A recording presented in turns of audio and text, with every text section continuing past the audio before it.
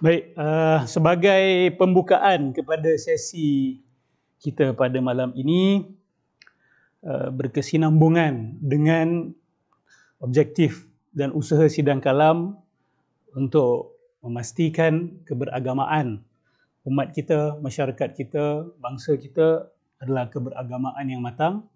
Saya nak mengambil dan saya nak mula dengan satu contoh, ya. Satu contoh kesan jikalau tidak ada kematangan di dalam keberagamaan. Dan bila kita sebut keberagamaan ini, dia merangkumi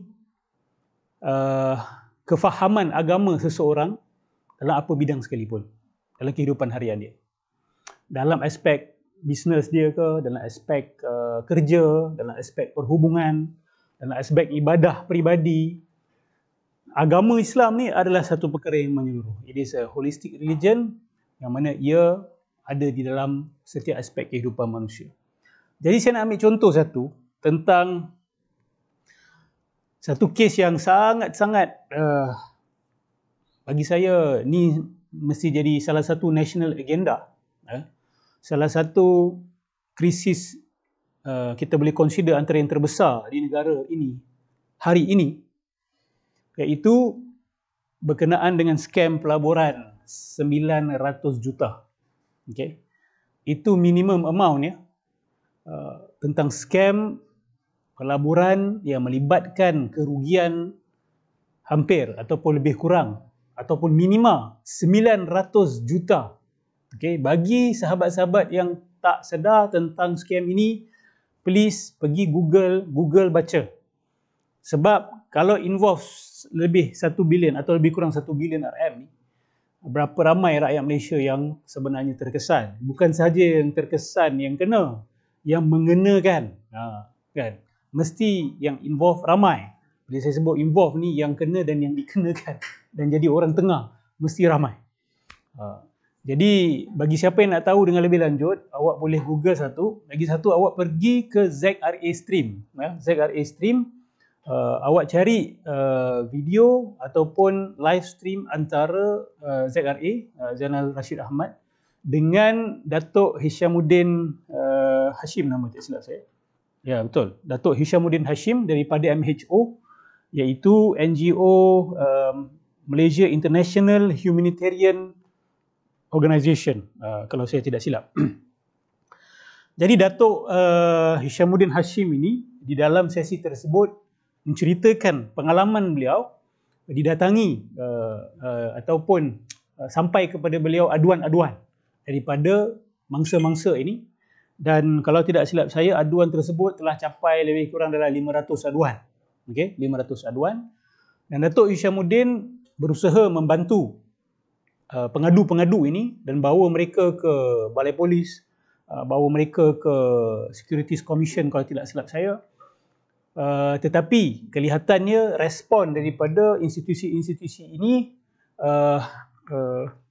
menyebabkan beliau terkilan. Okay? Menyebabkan beliau terkilan, dan saya sudah tentu pasti pengadu-pengadu juga terkilan. Ini bukan melibatkan 1 juta ataupun 10 juta maupun 100 juta, tetapi 900 juta minimum estimated loss. Okay? Baik. Apa yang saya nak sampaikan sebagai pembukaan ini? Yang pertama sekali, bila Datuk Hishamuddin ceritakan berkenaan dengan cara skam ini berlaku, yang pertama sekali, antara yang paling beliau tekankan adalah skam-skam ini menggambarkan diri mereka sebagai orang-orang yang beragama dan menggunakan front agama. Okay. Menggunakan front agama ni macam-macam cara. Awak boleh berpakaian seperti agamawan, awak boleh bercakap seperti agamawan, awak boleh buat posting-posting, buat video TikTok, buat video di YouTube, menggambarkan awak ini orang-orang yang rapat dengan agama. Awak boleh berkongsi ayat Al-Quran, awak boleh berkongsi hadis Nabi SAW, ataupun awak boleh menempel-nempel kepada orang-orang yang dianggap sebagai kenamaan dari segi dalam bidang agama. Awak tak ada apa, tapi awak tempel diri dan awak tunjuk gambar-gambar awak bersama-sama dengan orang-orang sebegini. Jadi secara automatik followers awak atau awak punya friends akan menganggap bahawa awak adalah di dalam lingkungan orang-orang baik ataupun orang-orang soleh. Dan biasanya cara mereka pitch mereka punya sales, pitching ni very important. Pitchingnya biasa mereka akan guna, saya bukan nak mencari harta tetapi nak membantu umat Islam, nak membantu ekonomi Islam. Biasanya mereka akan bercakap seperti itu. Ini yang saya pun perasan benda ini daripada dulu. Saya mencadangkan kepada usahawan-usahawan Muslim, make your money first. Then you boleh cakap saya nak sumbang kepada umat. Betul? Jangan daripada awal awak nak mengasaskan kekayaan awak tu, awak dah cakap awal-awal saya ni nak cari ni bukan untuk diri saya, bukan untuk peribadi tetapi untuk membantu ekonomi Islam. Don't begin with that. Katalah awak bermula ikhlas sekalipun. Saya nak membantu orang Islam. Bisnes ni saya nak membantu orang Islam. Awak tak tahu nanti bila duit dah masuk, nafsu dah terdetik, nak tunaikan janji ataupun tidak. Tak apalah, aku tangguhkan dulu. Dengan alasan reinvest balik duit tu untuk dapat lebih besar keuntungan, untuk aku sumbang lebih besar kepada umat Islam. Bila keuntungan tu dah datang, dia tangguh lagi. Dia kata, tak apa, ini tak cukup besar ni. Kalau aku bagi sekarang ni sikit je, aku reinvest lagi. Kata, sebab ada orang kaya-kaya dia fikir macam tu. Kan? Awal niat, dapat untung, nak bagi, nak bantu ekonomi Islam atau nak bantu agama Allah Subhanahu Wa Taala. Jadi cadangan saya, jangan cakap, buat dulu. Dan kalau nak sedekah, nak apa, you establish your name dulu. You establish your name dengan businesses yang real. Okay? Bila saya sebut real ni, bukan financial products. Apa maksud financial products? Awak boleh research sendiri apa maksud financial products. Okay? Real economy ni maksud dia real products. Barang-barang yang betul, awak manufacture sendiri, awak produce produk awak sendiri atau awak resale, awak jual barang yang real. Tak kira lah agriculture ke, baju ke, teknologi ke, whatever it is. And you made your wealth through that. Bukan bisnes jual alio, bukan dia sendiri tak ada apa-apa, tapi dia belagak melahirkan jutawan, contoh. Betul? Bila check dia punya track record bisnes, hancur lebur. Tetapi mengajar orang, Ustaz, tapi ada orang jadi jutawan daripada hasil ajaran dia, Ustaz. Itu adalah satu fenomena pelik tentang manusia ni. Dia boleh, kita kata, berjaya apabila dia percaya dengan orang yang sampaikan tu. Tak kira lah orang yang sampaikan tu scammer ke tak scammer ke. Kalau dia pandai untuk mempengaruhi orang, memang orang tu boleh jadi jutawan. Tetapi di situ ada ketidakjujuran. You sendiri bukan pakar dalam perkara tersebut, tapi you ajar orang untuk jadi pakar. Something is not right there. Sebab dalam pitching tu, you akan kena position diri you sebagai pakar. Sedangkan tak ada. Itu yang terpaksa ambil sijil palsu. Itu yang terpaksa beli nama dan sebagainya. Beli doktorat palsu. Beli title Datuk Tan Sri palsu. Satu penipuan akan membawa kepada lagi banyak penipuan. Okey. Jadi nasihat saya beginilah. Kalaupun niat awak baik, tak payah nak declare dulu. Tak payah nak kata saya buat ni kerana Allah. Jangan. Bahaya buat macam tu. First kali nak jaga keikhlasan susah. Awak nak buat untuk Allah, awak buat dalam hati awak. Biar Allah saja yang tahu. Awak buat, you build your business, you dah stable. Kan? Lepas tu kalau awak nak buat projek umat, buat projek yang real, awak nak buat mall Islam ke contoh. Awak nak buat pasar Islam yang percuma, contoh, tidak ada sewa. Awak nak buat sport kompleks untuk mesra Muslim ke. Awak nak buat apa benda lah. Teknologi Muslim ke apa. Silakan. Do it. Okay. Lepas tu kalau awak nak minta pelaburan, then ataupun awak nak minta apa kita kata joint venture, make it very clear. Yang pertama sekali, kalau awak nak buat satu joint venture business, okay. Salam. Kita sebagai orang yang menyeru harus be as open as possible. Okay. Bisnesnya apa? Produknya mana? Dan sudah berapa lama produk ini dijalankan dan berapakah keuntungannya? Jangan pula awak pergi buat website, kata ada produk tapi tak ada produk. Ada factory tapi tak ada factory. Macam-macam cara hari ini digunakan untuk memaparkan kepalsuan. Contoh, ada mereka guna teknik ataupun strategi dia sewa rumah-rumah orang kaya. Sewa rumah-rumah orang kaya, dia orang stay sana for maybe 2 weeks, hari-hari ambil video TikTok dekat rumah tu seolah-olah itu rumah mereka. Bahkan ada orang atas yang pinjamkan kereta mahal. Pinjamkan selama sebulan setakat untuk buat untuk pitching. Dalam sebulan tu dia cari mangsa lah. Cari mangsa untuk pelaburan. Buktinya dia kata, oh, saya dari rumah ni, oh rumah tinggal mana? Oh rumah sekian. Oh rumah besar. Dan wah besar kita. Dan dia tunjukkan dia punya kekayaan. Padahal semua tu adalah sewa pinjaman sahaja. Benda ni berlaku. Kita tahu perkara-perkara seperti ini berlaku. Masyarakat pula tak cek. Okay. Dan biasanya, selain menggunakan imej agama, mereka, ini yang paling penting sekali. Saya minta masyarakat kita beri perhatian pada ni. Menjanjikan fixed return. Okay. Menjanjikan keuntungan yang pasti. 17%, 15%, 20% dalam masa setahun. Yang Datuk Isyamuddin cerita tu, dia punya number tu lebih kurang dengan number yang diberikan oleh certain banks. Jadi orang dengar tak berapa ragu. Setahun dapat 17% return. Tapi dijanjikan dipanggil sebagai fixed return. Sahabat-sahabat semua, benda ni sepakat para ulama muamalat mengatakan haram.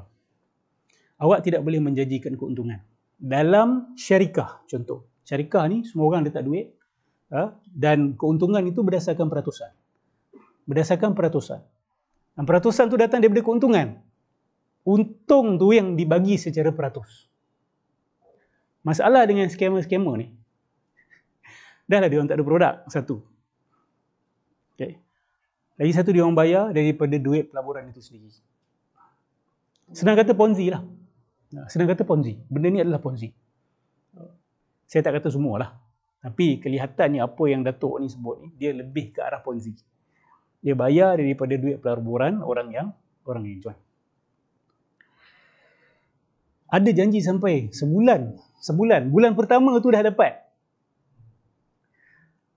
Soalan dia, bisnes tak start lagi. Tapi dah ada keuntungan. Orang yang join ni, saya bukan nak kata kita ni jahil ke, mungkin ialah berpindah-pindah bila orang janjikan keuntungan yang besar sehingga terlepas pandang. Kena tanya, mana datang keuntungan tu? Tengok track record produk ni ataupun bisnes model ni. Sudah untung berapa tahun. Kadang bila tengok untung, ya Allah seciput saja. Tapi dia punya janji bayaran kepada pelabur melebihi untung. So daripada mana datang duit tersebut? So kena check semua ni sahabat-sahabat sekalian. Okay, kita kena check. Skamer-skamer ni dia akan guna agama dulu. Perhatikan benda ni. Sebab orang Melayu bila dengar agama dia akan lemah lutut dia. Sebab cinta kita dan sayang kita kepada agama. Dan pihak-pihak ni dia tidak ada malu dan tidak ada maruah untuk menggunakan kelemahan kita. Dia orang tidak tertahan-tahan untuk menggunakan dan memperguna dan menunggang agama untuk setakat menjadi kaya di dalam dunia ini. Itu hal mereka. Hal kita sebagai potential victims ini, kita tidak totally absolved from responsibility. Kita bukanlah orang-orang yang 100% tidak ada pertanggungjawaban walaupun selepas kita kena tipu. Adakah kita tidak bertanggungjawab? Kita bertanggungjawab kalau kita tidak belajar muamalat. Nak masuk dalam transaksi kewangan, bisnes, wajib tak belajar paling tidak undang-undang bisnes model itu? Apa yang Islam kata tentang benda ni? Apa yang fiqh muamalat kita kata? Berapa ramai usahawan kita yang buat macam tu? Dia check betul-betul. Belajar fiqh muamalat klasik yang ada dalam kitab-kitab fiqh kita. Itu adalah asas. Itu kena buat. Kalau tak buat, maka kita mendedahkan diri kita kepada menjadi mangsa-mangsa scam ni. So isu dia sama saja bila kita cerita pasal makrifat dan sebagainya, adalah tak ada budaya ilmu. Budaya ilmu ni apa? Nak masuk apa saja perkara dengan ilmu. Bisnes ke, kerja ke, apa benda ke, kahwin ke, mesti masuk dengan ilmu. Bukan masuk dengan sangkaan, bukan masuk dengan agakan, bukan masuk dengan keterujaan bila orang janji pulangan. Semua nak shortcut, bisnes nak shortcut, nak Allah pun shortcut, nak makrifat pun shortcut, nak kaya pun shortcut. Itu tanda sikap masyarakat yang macam mana itu. Kerana masyarakat yang malas, yang tak nak berusaha, yang tak nak meletakkan usaha sungguh-sungguh untuk mencapai kejayaan. Bila tak ada budaya ilmu, siapa jadi mangsa? Masyarakat itu sendiri. Kena tipu dengan geng makrifat, kena tipu dengan dukun, kena tipu dengan bomoh, kena tipu dengan scammer bisnes. Siapa yang sakit? Masyarakat itu sendiri. Sebab tu bila ditekankan oleh para ulama tentang budaya ilmu ni, dia bukan manfaat dia kembali kepada sesiapa, tetapi kepada masyarakat itu sendiri. Masyarakat yang ilmunya tinggi, dia susah sikit nak kena scam. Bukan nak kata impossible, susah sedikit nak kena scam. Lepas tu dibincangkan juga, ini part saya mengharapkan lah peguam-peguam kita, orang-orang undang-undang ni untuk look at it again.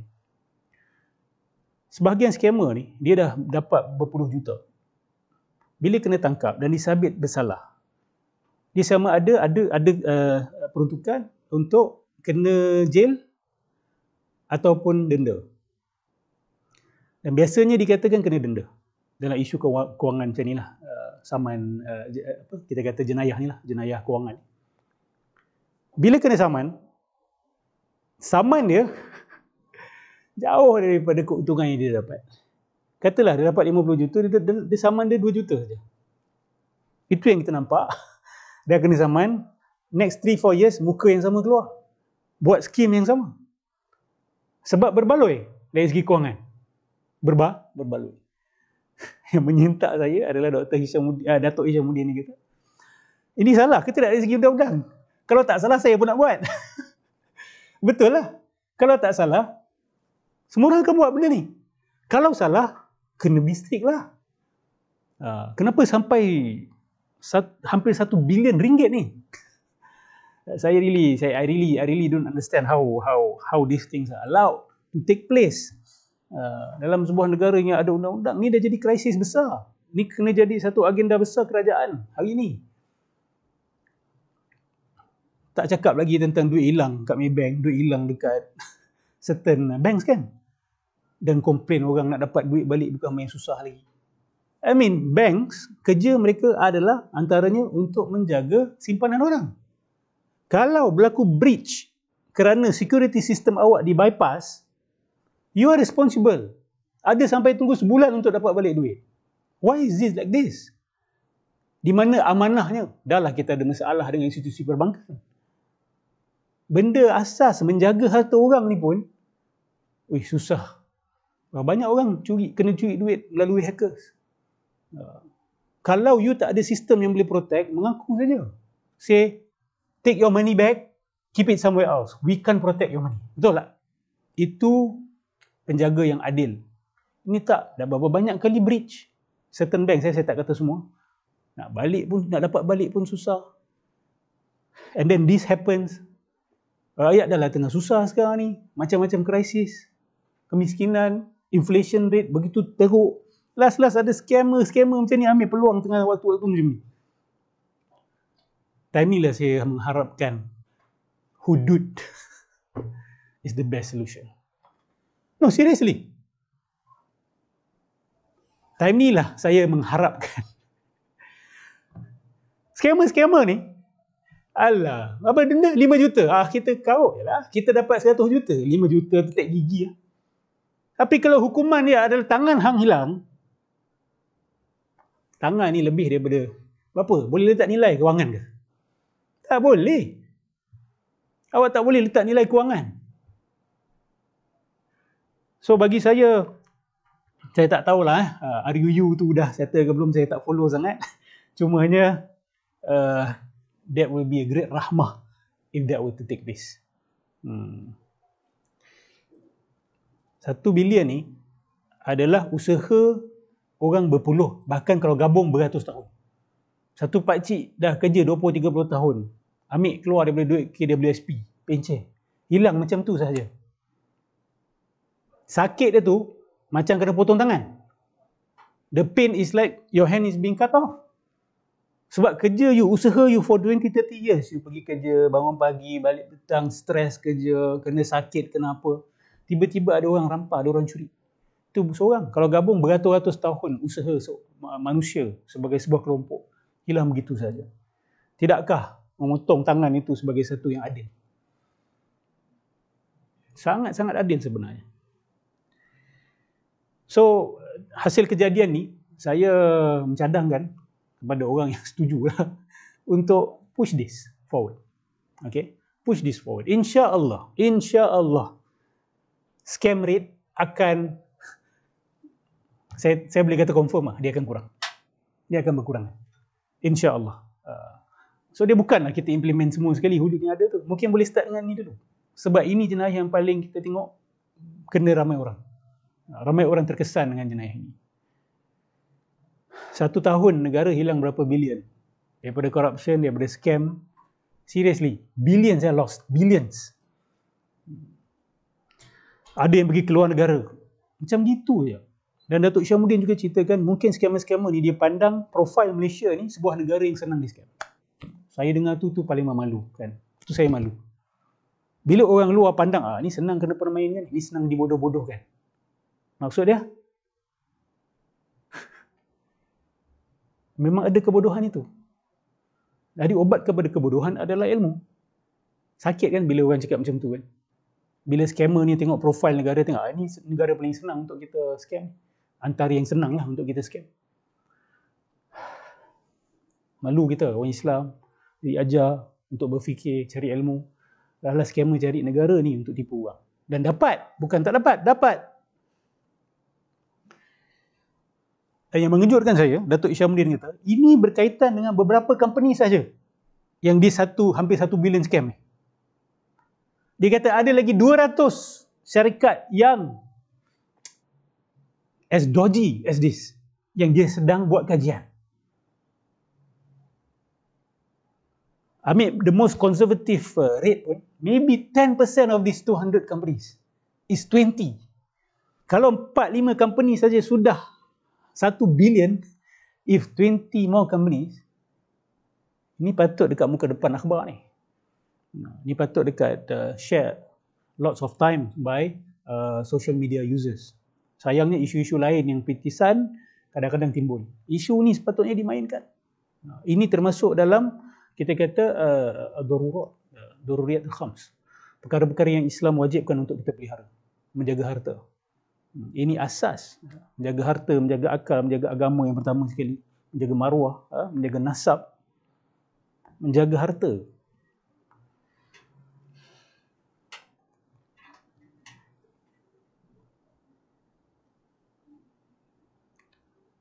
Saya harap share video ZRA tu kepada seramai-ramai. Dan yang paling banyak kena orang pencen. So your fathers, your mothers, atuk nenek awak yang ada banyak duit tak tahu nak buat apa, dia orang adalah antara mangsa-mangsa yang senang di scam. Khususnya bila mempergunakan agama. Sebab tu jangan mudah jatuh hatilah bila ada orang menunjukkan perwatakan agama. Be strict, be as critical as you can. Ini zaman 2023. Takkan kita senang-senang kena makan macam tu saja. Serigala-serigala ni akan pakai jubah, dia akan pakai sarban. Atau dia akan pakai pakaian dan dia akan mengucap perkataan-perkataan yang awak suka dengar. Okay? Yang awak suka dengar itu dah juga yang dia akan ulang.